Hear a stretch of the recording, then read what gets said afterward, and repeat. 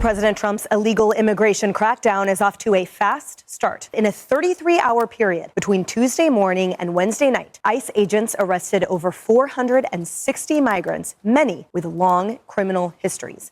The left-wing media got caught lying, and that led to me accidentally lying to you guys. So a part of this video is going to be me apologizing. But first, let's listen to this. We are targeting very violent threats to our community, including this illegal alien from Brazil who has an Interpol red notice for armed robbery. This Salvadoran illegal alien charged locally with rape and released by a sanctuary jurisdiction. And this Dominican illegal alien charged with a deadly weapon and heroin trafficking. I'm not going back to Haiti. One of those threats is this illegal alien from Haiti. ICE says he's a gang member with 17 criminal convictions in recent years. What's up, everybody? Ty Rivera here, the absolute best LGBTQ comedian in the world. All right, so I had to mention this because if you saw my last video, you saw that I posted the video about the woman crying. Her name apparently was Margelis Tinoco. She is from Venezuela. She was reportedly waiting for her 1 p.m. appointment on Trump's inauguration day when all of a sudden they let her know that all appointments had been canceled that had been made through the app. But it turned out that according to X community notes, that since that was actually Martin Luther King Day, which is a federal holiday, there were no appointments scheduled for that day. So that turned out to be a manipulation as well. And while that hadn't even occurred to me, I was just going off of the word of the journalist because I had seen it posted by a journalist. But it's something that's worth clearing up. And when I get things wrong, I do want to be honest about it. I know that I'm not a journalist. Also, if you pay attention to my channel, I never claim to be a journalist, but I do want to get as many things factually correct as I possibly can. I do not want to be a source of misinformation on any level. And I also wanted to bring it up because in my opinion, this is another good example of how left-wing media will twist something in order to make it fit a particular narrative. And I don't know why it is they haven't learned that this is not going to be a winning strategy. Technically, all it does is make us trust left-wing media even less than we already do. And I also think it's important to point out that the way that the left and left-wing media is handling the illegal immigrant situation is very similar to the way that they handled the trans situation. And look at how that ended up, because the way that it worked out for the LGBT thing, and you'll notice the same thing happening with the illegal immigration situation, is that the left itself will be unwilling to compromise. And then left-wing media will be unwilling to tell the truth. And so you have this perfect storm of people not trusting what the media is saying because they shouldn't. And then you also have the left, i.e. the activist, not willing to make any of the necessary compromises that it would take in order to make things go easier for the people that they claim to be protecting or standing up for. Like if you look at the way the trans thing played out, even as far as pronouns and stuff like that, people originally were like, do whatever you want with yourself as an adult. We don't care. We're just not going to learn new pronouns for you, especially when it comes to the Z and the Zir and the Zem and the They, which were actual pronouns, might still be actual pronouns, neo-pronouns they call them. But people were like, yeah, we're not feeding into that. And the left was like, you're a complete bigot. You're gonna talk this way. And everybody's like, no, we're really not. But still tried to push it, still tried to push the narrative that we were bigots. Then left-wing media at the time was feeding into that behavior and making it sound like we were just being resistant. So then we get past that part, right? And then it's like we already said, do whatever you want with yourself as adults. Nobody cares. Women just want women's spaces like changing rooms. No, a trans woman is the same as a woman and she has every right to be in these spaces just as much as a woman does. I was like, okay, strike two. So then again, the general public is like, all right, do whatever you want with yourself as adults. We really don't care. We can't express this enough, but just leave the children alone. Let them grow the way that they need to grow. Trans children exist. Trans children should have a right to transition just like everybody else. And then there were several other, I don't have to go through them, trans women in sports, so on and so forth, to the point where everybody got tired of it. We voted Trump into office. Trump just decided, hey, there are two genders. There are only two genders,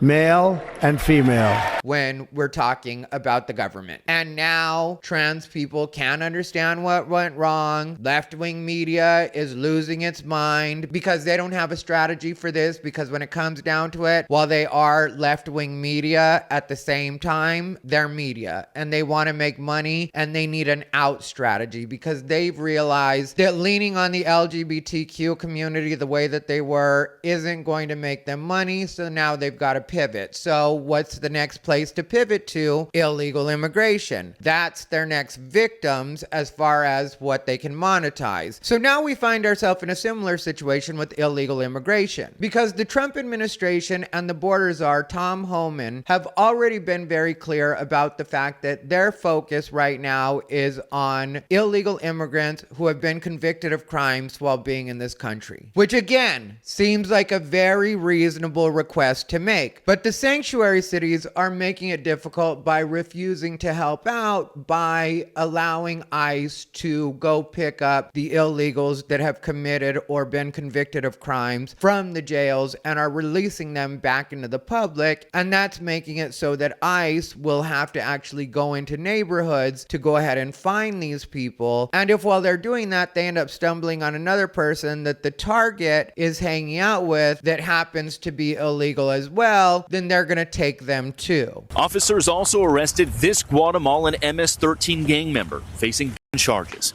ICE says he was released from local custody just the day before. Their detainer request was ignored because of sanctuary policies.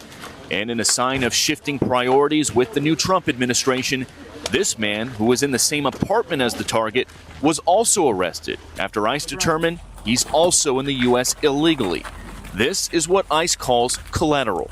So you guys got your main target just now, but you got somebody else. What just happened? So our main target was released by a sanctuary jurisdiction, not honoring a detainer.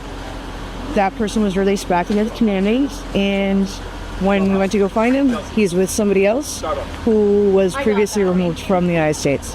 So he's going to go today too. And so, of course, the media is acting like this is a terrible thing, when really, if the sanctuary cities would just compromise and go ahead and make that part easier, then the unintended target wouldn't be in their line of sight or on their radar at that point anyway. We've heard officials here in Boston and in Massachusetts say repeatedly they are not going to cooperate with ICE or mass deportation efforts by the Trump administration. So I wanted to go through this clip so that you can see CNN's Dana Bash doing exactly what I'm talking about in real time. She's trying to twist things and make them into the narrative that she wants them to be. But what I will give Tom Homan a lot of credit on is he doesn't sugarcoat anything in this interview. He's not being misleading. He's just telling her the facts. She can feel either way she wants about it. And he also isn't apologizing. So let's get into it. Before we go any further, I just want to ask that you like, comment, and subscribe. We're on our way to 100,000 subscribers. We're almost at 65 now. Things have been going along really fast. So if you can do me the favor of hitting the subscribe button, also click the bell to make sure that you are subscribed to all notifications so that you know every time I upload. Now let's get on with this clip. Tom Homan, thank you so much for joining me. I want to ask with something that you said last night, that your deportation operation starts today. Did it? Yeah, ISIS, they're out there enforcing law out today. And ICE is back with the brand new invention. Oh, sorry. That's ICE, baby. But yeah, ICE is back. Of course, as I've said numerous times, they're concentrating on public safety threats. That'll be our priority right out of the gate. Who Is there an owl in this room? Who is ICE going after right now? I know that you and others said several times that it is the people who pose the biggest public safety threat to Americans who would be approached and deported first. Is that still the case? Yes, people in the country illegally that have a criminal conviction. Now, if you notice, he just said that. But she had to ask again for no reason at all, but to make it seem like she's somewhat confused by it. And he says it a couple more times. Someone who's arrested for a violent crime here that's in the country illegally. And so what is happening as we speak is limited to those with criminal records? Yeah, stupid. How many ways can he say it? That's the target of this operation. But like I said many times, in places like sanctuary cities where we can't arrest a bad person in the jail, we would like to have access to the jail to arrest a criminal alien in the safety and security of a county jail, which is safer for the community, safer for the officers, and safer for the alien. But when you release a public safety threat out of a sanctuary jail and won't give us access to him, that means we got to go to the neighborhood and find him. And we will find him. But when we find him, he may be with others. Others that don't have a criminal conviction but are in the country illegally, they will be arrested too. Because we're not going to strike, and this is the difference between the last administration and this administration. ICE is going to enforce the immigration law. There's nothing in the INA, the Immigration Nationality Act, says you got to be convicted of a serious crime in order to be removed from this country. So there's going to be more collateral arrests in sanctuary cities because they forced us to go in the community and find the guy we're looking for. And that's exactly what I was telling you guys. The sanctuary cities are not only making it harder for ICE in trying to be difficult, they're making it harder for the people that they claim to want to protect. Because supposedly this is about being protective of illegal immigrants and making sure that their rights are protected and that the left has any chance that they possibly can to go ahead and gum up the system. Let's just be honest. That's really what they're doing. So, in my opinion, if they really did want to stave off these people that are unintended targets getting pulled in by ICE, what they would do is be as cooperative as possible with the ones that are the actual targets right now, throw them to the wolves, for lack of a better term, and then hopefully figure out what legal wranglings they want to do in the meantime to help out the good people, which I put it in quotes because even though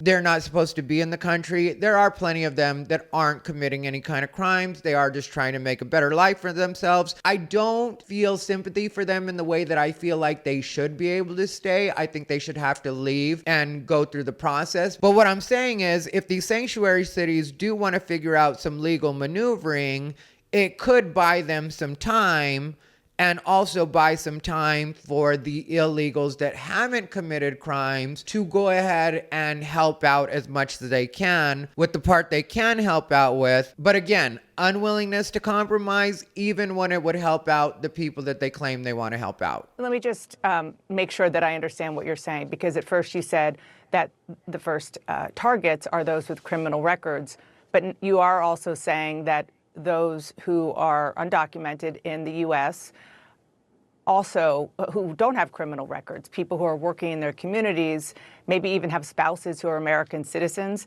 they could be swept up with ICE today as well? Yeah, stupid. He just clearly said that if the target happens to be hanging out with another person that's illegal, they're going to snap them up too. Where if the sanctuary cities would just make it easier on them, they wouldn't be in those areas in the first place. How is it I, as just a regular idiot on my computer right now, am getting this, but you, a supposed newswoman, can't wrap your head around that? Oh yeah, that's because you're trying to make it sound like something other than what it is. You're trying to make it sound like Tom Homan is already going against his own word. Anybody that has any real grasp of the English language, or anybody that this is being properly translated in Spanish to, knows exactly what he's saying. Everybody else heard him. So while you're trying to make sure that you get this straight, the rest of us got it. What I'm telling you is when we go find our priority target, which is a criminal alien, if he's with others in the United States illegally, we're going to take enforcement action against him. We're going to enforce the immigration law. What happens then? So the ICE officers gets an individual or a set of individuals and apprehends them. What next? What do these ICE officers do with them? Because in some cases, and you know this far better than I, they haven't been deported in the past because their country of origin won't take them. Well, what they do, Dana, is they drive them to the Mexican border and then they fling them over the wall manually. They just fling them. It's sort of like watermelon tossing. Have you ever seen watermelon tossing? They do that except for with illegals. They just fling them over the border wall and hope they don't get caught on the razor wire on their way over, and then it's somebody else's problem. Well, what happens after arrest? They're taken to an ICE office and they're processed and put in detention. That was going to be my next guess. While they're in detention, ICE officers work on travel documents. The host country sends travel documents saying, yeah, this is our citizen, this is our national. Then we make flight arrangements. So they could be in detention from a few days for a few weeks until that removal was made happen.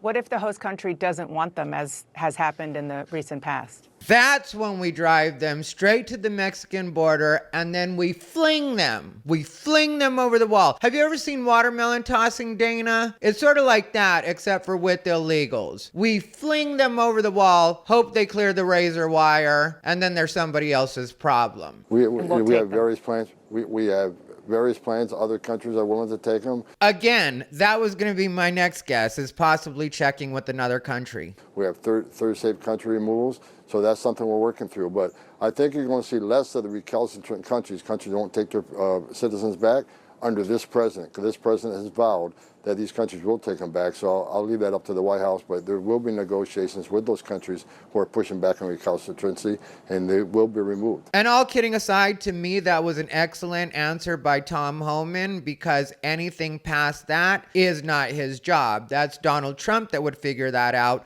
Of course, Tom Homan can give some suggestions, but at the end of the day, it would be Donald Trump that has to deal with their countries of origin or other countries that may possibly take them and see where they're going. Tom's just like, it's my job to catch them. Once I get them, I've kind of done my job. I still wouldn't be opposed to driving them to the border and flinging them, though, if I get a vote. You know, I think that there is some kind of image that people might have, given how much we heard President Trump and you in the months during the campaign, and certainly during the transition, talking about what's going to happen of people being rounded up. Rounded up sort of like the Biden administration when they had the horses and the lassos. Wasn't that a Biden thing that was happening, or am I imagining that? I don't think anyone seeing that footage would think it was acceptable or appropriate. Loaded on buses and dropping them off on the border.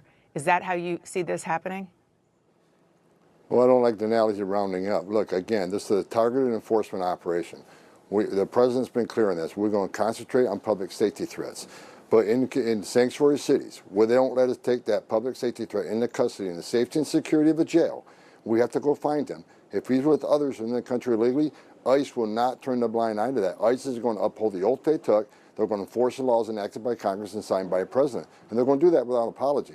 I mean, if sanctuary cities force us in this position, that's exactly what's going to happen. And that's exactly what I was saying. It really is the sanctuary cities, i.e. the left, that are forcing their hand when it comes to this. There is a much easier way that this could be done, but because the left always refuses to even give an inch, this is the kind of stuff that has to happen. And I like that Tom Homan is very clear about the fact that we're not going to turn a blind eye to it. This is the oath we took. This is the job that we have. How many deportations do you think that you can carry out this year? Last year, for example, the Biden administration did deport about 270,000 people, which is the most since 2014. I know you said ICE has not been doing its job, but there have been a lot of deportations? What's going to happen coming up?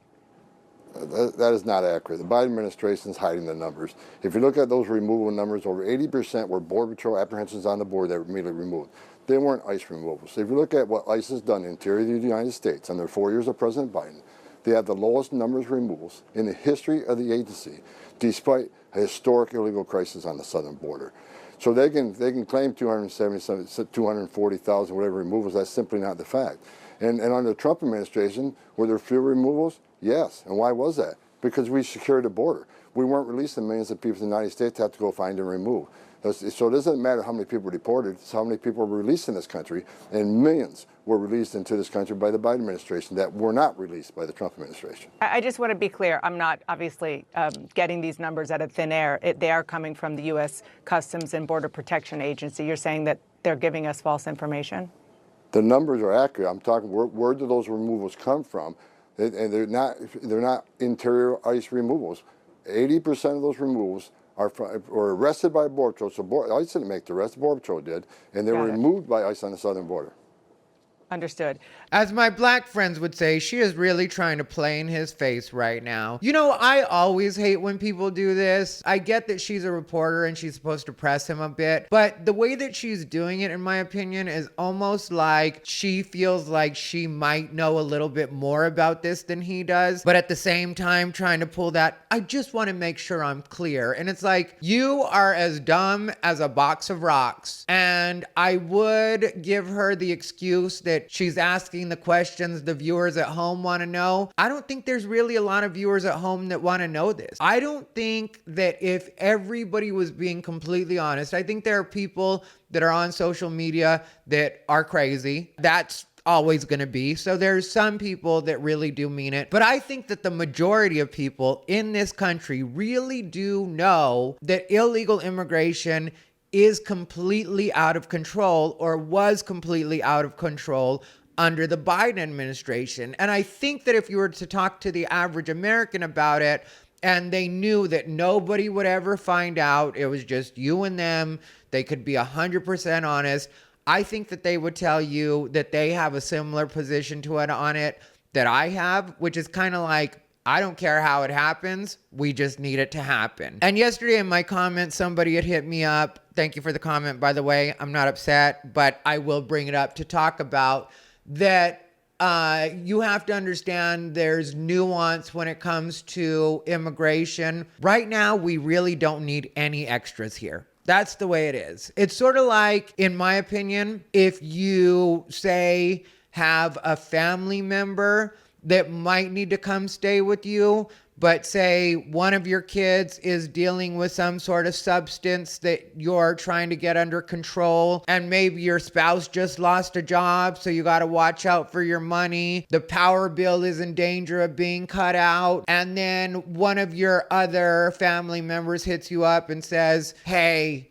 can you take care of cousin so-and-so? And you're like, I can't take on anything other than what I have right now. And I really hate to turn you down, because if I could, I would. And you know, I have in the past, like crazy I have in the past. But this time I just cannot do it. And rather than accepting that, because of what the illegals are used to and the way that they're used to just kind of bum rushing the situation and just ending up here, they feel like being told no is a victimization. They feel like they have a right to be here. And we're saying, let us get a handle on what we're trying to do, and then we can figure out what we do and don't need in this country. But for right now, we just need you gone. And I would say that if people are smart and they're in this country illegally, what they should do, instead of trying to run out the clock, is make arrangements now to maybe go stay with family in their country of origin, or see what other countries might be open to them. And I know a lot of you are going to be like, well, most countries aren't just going to allow anybody in. Then why are we? That's kind of my point. Why are we, and why are we expected to? And don't give me no shit about the Statue of Liberty. I don't care. I'm tired of people going behind the Statue of Liberty says, and the way this country was founded. This country is a business. That's what people don't want to accept, is this country is a business. And the same way you ran a business in 1776 is not the same way you're going to run a business in 2025. Try to give me some bullshit. You told my colleague Caitlin Collins in December that you didn't know how many people you're going to depart because you didn't know the resources that you would have. How much money do you, and I understand that you've been in this job now for a matter of hours, but you've been working on it ahead of time for a long time. Do you know how much money you're going to need from Congress to carry this out? Look, I've been working with members of Congress, and the whole team's been working on to come up with a number that makes sense. But like I've said many times, we're going to use whatever money we have and do the most efficient operation we can. The more money we have, the more we can do. And I think this election proves that the American people support the removals of criminal aliens in this country. So I'm looking for Congress to come through and give us the budget we need. That's right, Tom. As much money as possible, as much as you can throw at us, we'll put it to good use. How about you just give us all the money that you had planned to spend on the immigrants, and we use that money to make sure that they're not here, instead of making sure that they're safe, warm, and have the food that they would prefer. Because if I remember correctly, from the one story I did, it was like $2 billion from New York alone. The city has spent $6.4 billion to shelter asylum seekers. And that wasn't over a long period of time. I wish I could remember exactly how long it was. But when we're talking about those kinds of resources going to people that are not United States citizens, why can't we take that same kind of money to secure our own border? And more if we gotta. One of the president's executive orders suspends the U.S. refugee program, and that action could leave about 2,000 Afghans in limbo who were previously approved to resettle in the U.S., and that includes families of U.S. service members. Why shouldn't those people be allowed to come in the U.S. and stay as refugees? Look, we need to secure the border. We need to stop the bleeding, right? We can keep bailing the water out of the boat, but we got to plug those holes. So right now, it's all about securing this nation, securing the border, and we'll address that in the coming days. But right now, we're going to shut that border down and get a hold of this problem. What's happening on our border is the biggest national security vulnerability I've seen in my career, and I've got over 35 years doing this.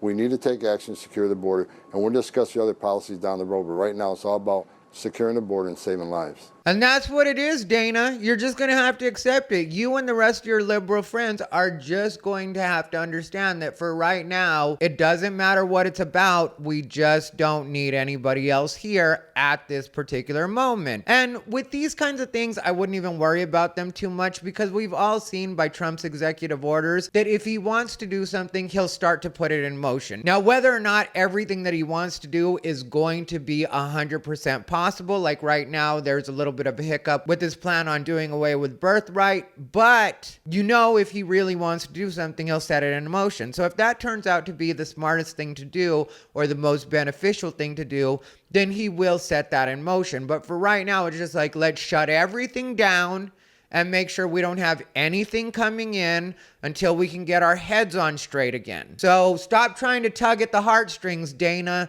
Stop trying to act like these are family of service members. Shutting it and closing it right now. If there is a God in heaven, you will surely shut your mouth. So I just want to, again, make sure I understand this because this is all new and very, very important with regard to the Afghan refugees, that it was a blanket executive order, but perhaps it could be amended or specific groups of people could be addressed as you get your arms around this? No, the order stands as is, but there's a lot of work that needs to be done. We know that a lot of these refugees weren't properly vetted.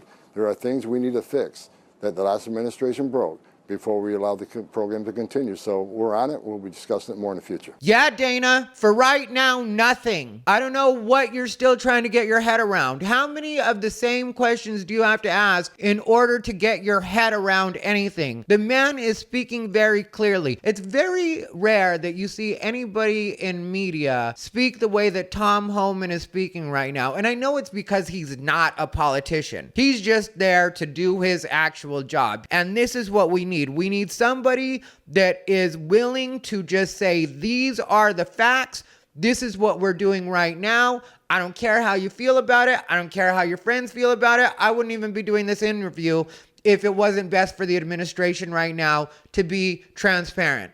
But I can tell you that Tom Homan strikes me as the kind of guy that if he could just do his job in silence and not be bothered by anybody, he would be doing that. I do not think he has any interest in being famous. I do not think he has any interest in being on CNN. I don't think he has any interest in talking to anybody right now. I think he just wants to work.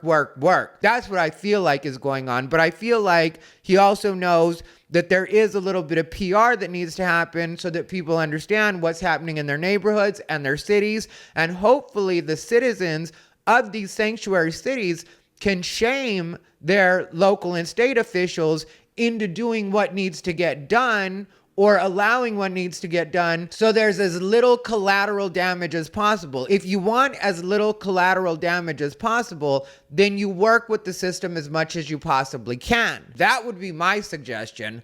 But what do I know? Okay, so Afghan refugees, children in some cases of U.S. service members, they are no longer safe in the United States. Okay, he didn't say they weren't safe in the United States. He said that they couldn't come to the United States. That's two different questions. Like, you didn't ask about people that are here right now. What you said was, why shouldn't those people be able to come to the U.S. and stay as refugees? Why shouldn't those people be allowed to come in the U.S. and stay as refugees? You didn't say anything about people already being here. So for you to change the question to, are you saying those kids aren't safe here? We're talking about kids that supposedly aren't here in the scenario that you've set up. This is you being very dishonest right now and trying to change it into something that wasn't said. I want to say they're safe in the United States. The President issued executive order to give us time to get our arms around this massive problem of immigration in the United States, massive vetting problem that we got to get our hands around. So that's where we're at.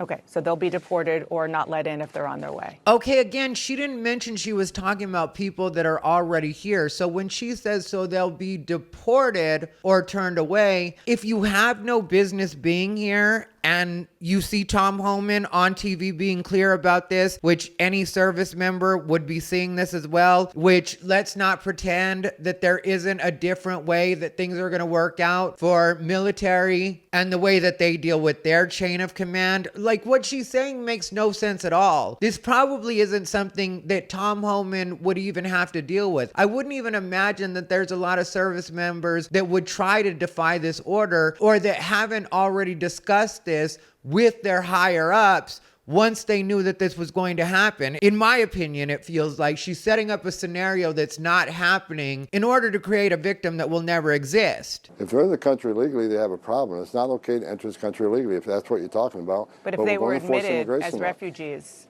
and now that law changed. And they'll be handled by case-by-case basis.